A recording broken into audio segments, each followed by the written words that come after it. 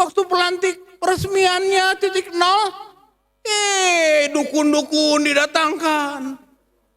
Kata dukun-dukun itu, di sini banyak makhluk halus, banyak jin.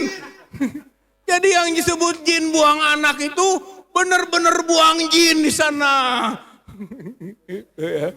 Masa di negeri yang maju, modern, beragama, berketuhanan yang Maha Esa, melakukan kemusyrikan yang terang-terangan.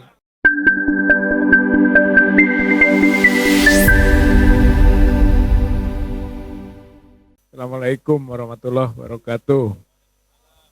Alhamdulillahirabbil alamin, wassalatu wassalamu ala Rasulillah wa ala alihi wa ashabihi wa mawalah. Bapak, ibu-ibu, saudara yang saya hormati dan muliakan, pembatalan adalah keniscayaan bahwa mutlak IKN harus dibatalkan. Yang pertama karena memang itu sudah melanggar bukan hanya konstitusi tapi melanggar undang-undangnya sendiri. Undang-undang IKN. Itu syarat untuk membuat satu peraturan undang-undang itu harus ada naskah akademik. Dan naskah akademik itu harus jelas urgensi dan solusi. Dua hal itu harus ada gitu kan untuk menunjukkan bahwa undang-undang menjadi perlu dibuat. Tapi ternyata untuk undang-undang IKN, Undang-Undang Nomor 3 tahun 2022 ini itu tidak ada konten urgensi dan solusi bagi masyarakat dari perlunya IKN yang berpindah itu. Jadi dia sudah mengkhianati dirinya sendiri. Gitu. Saya kira ini poin ketika ada kecacatan di sana, maka akan ada sudut deviasi untuk penyimpangan yang semakin luas.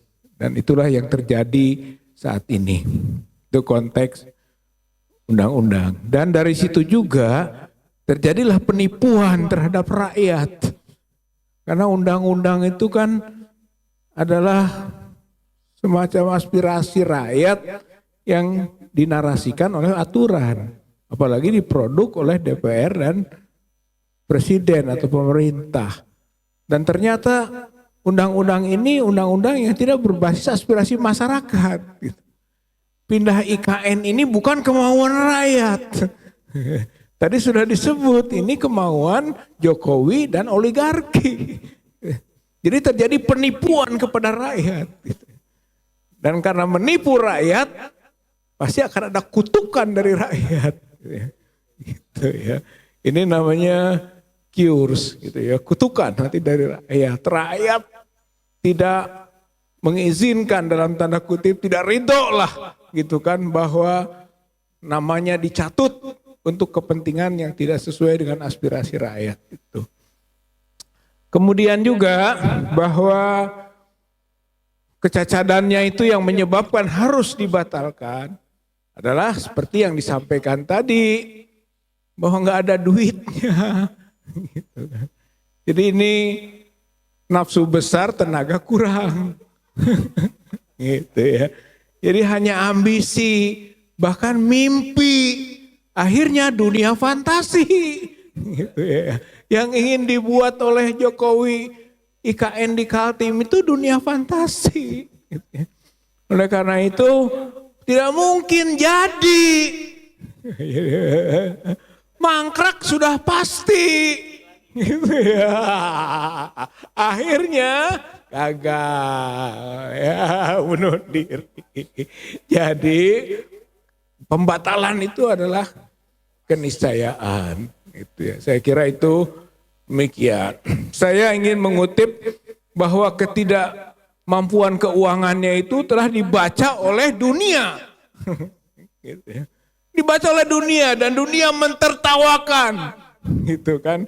Keinginan membangun dunia fantasi tanpa duit. Yang Ketika itu ada solusi katanya, ketika tidak punya duit, crowdfunding. Gitu ya. Urunan, edarkan kenceleng. Bayangkan mau bikin ibu kota negara pakai edaran kenceleng. Crowdfunding. Gitu ya. Oleh karena itu dunia tertawa, terbahak-bahak. Nah, poin yang bisa kita angkat sebagai contoh, nih Abihodai Sidodia di TFI Global membuat tulisan dengan judul menarik, Indonesian wants to build a new capital city, problem is it doesn't have money. Teu boga duit, ora ono duite, gitu ya. Itu. Kemudian kata John Macbeth dalam Asia Times menyatakan, Indonesia's new capital on shaky financial ground. Shaky financial ground. Goyah, nggak punya, goyah finansialnya. Bagaimana bisa katanya? Nah, yang paling menyakitkan olok-olok dari Aisyah Llewellyn dari Al Jazeera dengan tulisan crowdfunding a capital, Indonesia is unusual, peace raises eyebrows. Jadi Indonesia ini melalui kenceleng tadi membangun kapitalnya tidak biasa. Melempar sesuatu yang tidak biasa membuat nih alis kita itu terangkat. Ngerakeun, memalukan. Itu ya. Saya kira ini adalah cibiran dunia. Oleh karena itu kita bangsa Indonesia malu. Itu kan. Daripada terus menanggung malu, hayu rame-rame kita desak supaya dibatalkan kegiatan proyek itu. Prevention better than cure. Pencegahan lebih baik dari pengobatan. Daripada nanti hancur-hancuran IKN di Kaltim itu, mari sekarang kita cegah sebagai anak bangsa yang punya tanggung jawab terhadap tanah airnya. Jadi gerakan bersama kita ini, itu kan, gerakan pencegahan untuk kebaikan bangsa dan negara. Gerakan yang konstruktif, walaupun dengan bahasa atau dengan sikap, kita ingin berontak, tidak mau dijajah. Tapi hakikatnya adalah kita ingin kebaikan bangsa dan negara.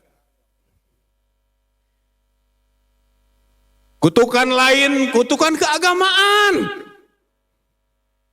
Masa membangun yang disebut dengan smart, itu kan, metropolis city, smart, tapi mistik.